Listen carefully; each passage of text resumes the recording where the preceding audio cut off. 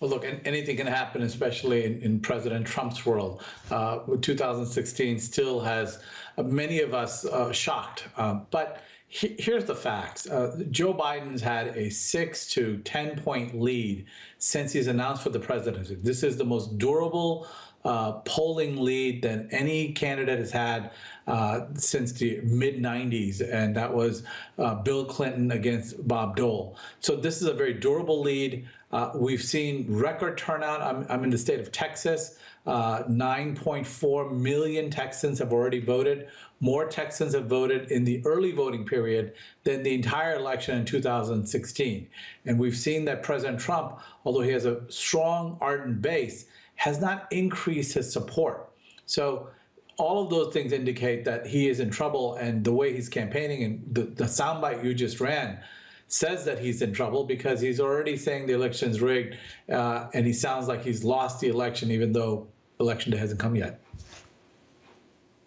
Given your background experience, you're clearly frustrated by the policies that President Trump has pursued internationally, and obviously you're concerned that he's lost American soft power internationally. But does that issue resonate with US voters at all, who seem to be much more inward focused? Well, right now, especially, foreign policy always plays a role in presidential politics. But because of COVID, because of where our economy is, there's really an internal focus in the United States right now. President Trump, by all accounts, has mishandled the economy. We're sitting here now with death tolls that are above 230,000, over 8 million people infected. We are 24. We're 4% of the world's population, but we have 24% of the debt or global debts. So I think those are the things that are weighing on Americans. But as when it comes to foreign policy, Americans do understand that our soft power has been lost under President Trump across the world, and that has some grave consequences. So it is a factor, but I think you're right that Americans are focused more on domestic politics, whether it comes to COVID, whether it comes to the economy.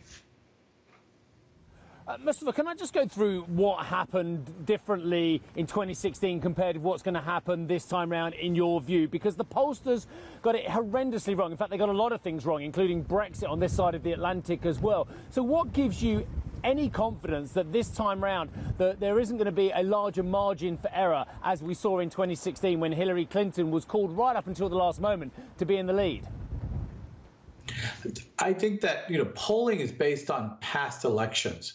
And what we saw in 2016 and what we saw in Brexit, that polling never really took into account a rural vote that was always somewhat missing in small percentages. And what we saw in Brexit and what we saw in President Trump's return, that they had a substantial bump in non-college educated whites, especially in the rural parts. And that never was a factor. It became a factor in 2016. It became a factor in Brexit. What we're seeing now is that that's been accounted for. Because of 2016, we have accounted for those across most pollsters. The other thing I think that's a big factor is that people have seen United States of America under President Trump's leadership, and there's a lot of Republicans that have moved away from him. There's a project called the Lincoln Project in the United States that a group of Republicans that are running ads against President Trump, and so we've seen he's had a significant loss amongst Republicans as well.